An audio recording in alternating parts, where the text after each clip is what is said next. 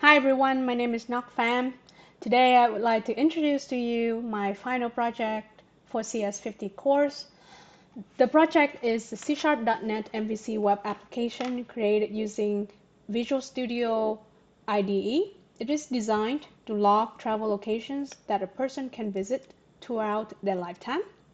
I am planning my trip to Korea and Japan soon, so this is how the idea of the project was formed. I want to have a quick glance of all the locations that I want to visit in advance, and I want to plan ahead, so that's how the main website is created. This is the homepage of the web application. This application is containerized using Docker Compose with two Docker images, one for ASP.NET and one for SQL Server 2022. The application consists of two primary tables or models, locations and cities, which have a one-to-many relationship.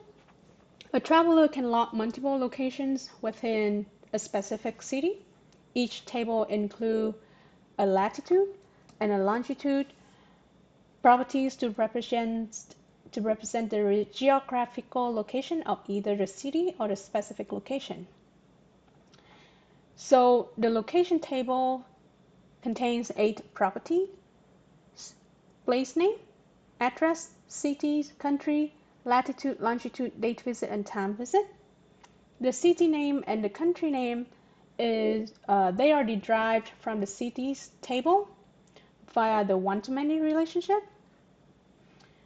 The primary key for the location table is ID, which is hidden, and the primary key for the cities table is the composite key of city and country. The application supports basic CRUD operations: create, read, update, and delete, which corresponding views created using CS HTML files for each operation: index, create, edit, detail, and delete. Here's how the operations function. For the read operation, the user accesses the location page or the city page, which direct them to the main index page displaying all the log locations and cities, including each entry details. To add a new entry, the user will click on Create New. However, there's a feature that I put in that requires a user login for few operations.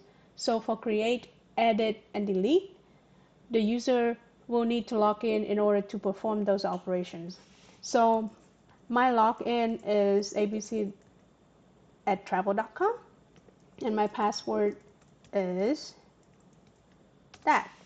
So now you can see I have logged in. Now I'm gonna put in a place name.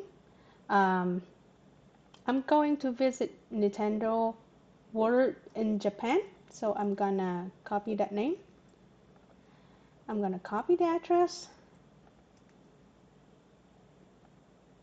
and I'm gonna put in the city and the country.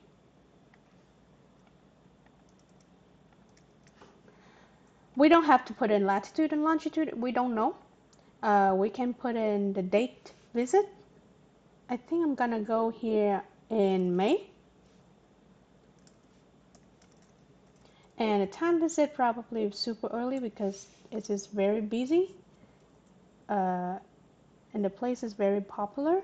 So many people are going to visit this for sure.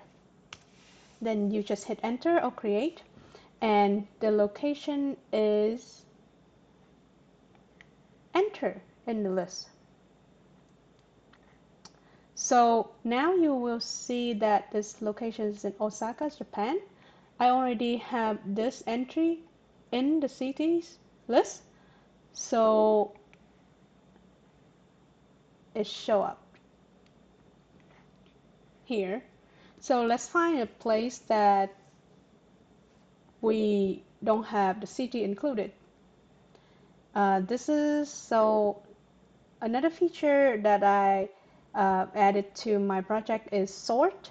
So I'm gonna sort by country, and I find that I'm gonna visit Hiroshima as well, but I don't have the city in here. So let's find a location in Hiroshima.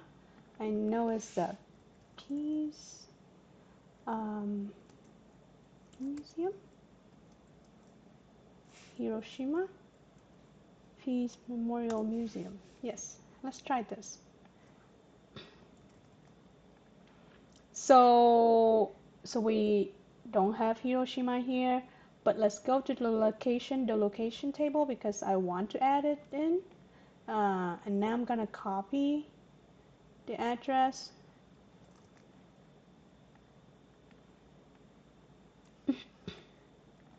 Japan, Hiroshima. And by the way, this is not case sensitive. This is not case sensitive, so you can do it as Japan. And later on, if that entry is already there, just gonna pull from the existing entry.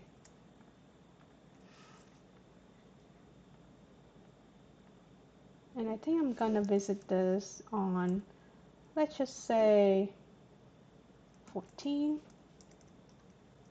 10 a.m.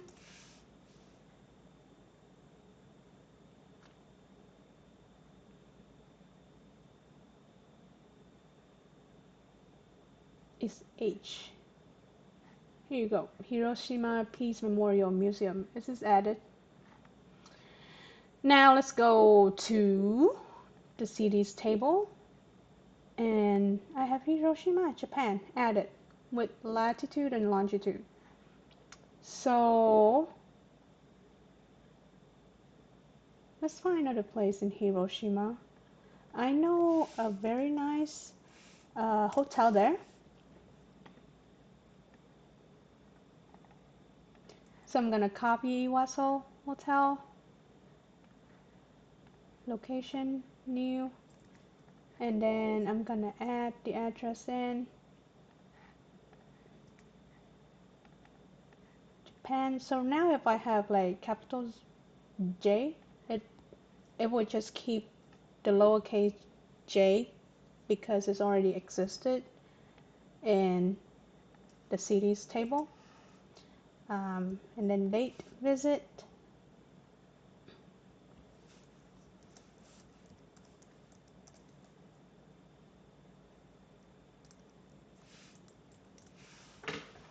All right. So Iwaso, let's look for it. Here it is. The web application use API to fetch the latitude and longitude based on the address, city, and country that we enter it in. Now we also can edit what we just entered using edit. Maybe I can capitalize the I. And one thing is that in the event that we don't know the latitude and longitude, we can also get the accurate coordinate going into here by clicking get accurate coordinates, and the fields will be auto-populated.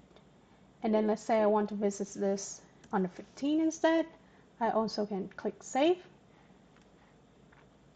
And then you see the entry has been updated to the 15 and the capitalized I. So in addition to that, when we have the latitude and longitude already, if we go on detail, we be able to see all detailed information that we enter. In addition to it, we're gonna have the location map. This is fetched using Google API. And we also have the temperature of the location as well, thanks to having the latitude and longitude.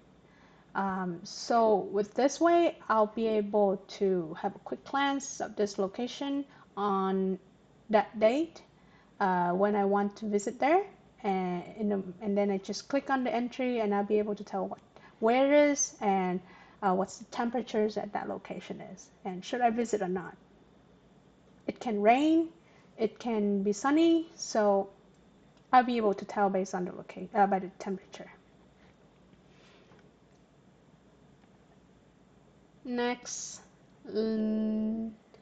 it's very similar for the cities tables. If you click on detail, you'll be able to have the detail of the entry that you have on the table, that specific entry.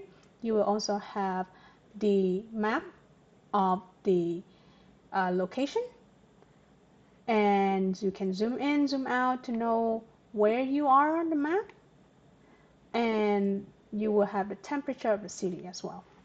You can also edit from here, get accurate coordinates, because the main primary key is Hiroshima and Japan, so that's why you cannot edit these anymore. If you have a typo, you can delete and create a new entry.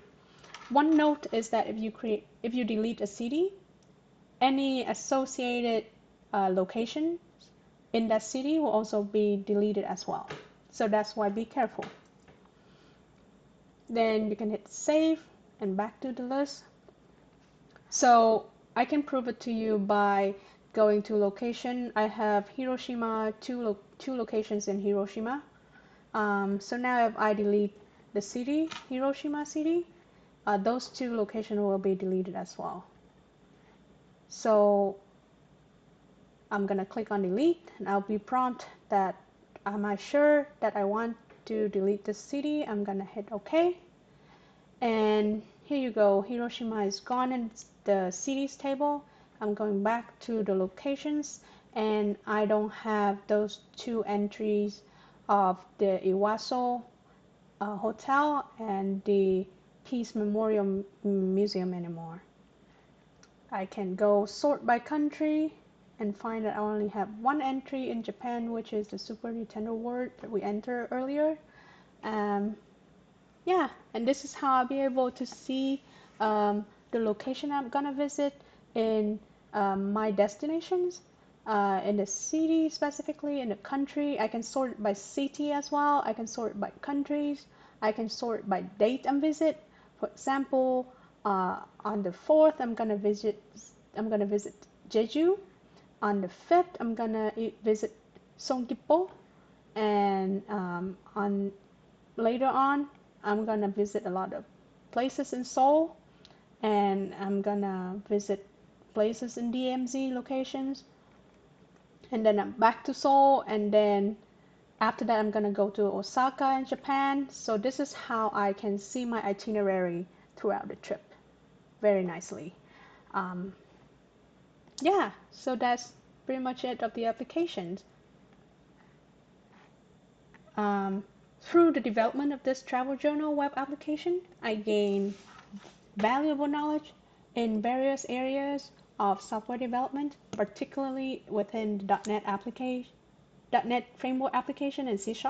I applied concepts learned in CS50, such as handling HTTP requests and responses, utilizing APIs, and establishing one-to-many relationship within C# and Razor pages, also CSS styling. Additionally, I learned how to create secure API keys on GitHub through secrets.json to protect sensitive information, containerize the application using Docker and Docker Compose, and finally deploy the web application. While I have learned a lot throughout this project, there's still much more I can improve and learn as I continue my journey as a new programmer.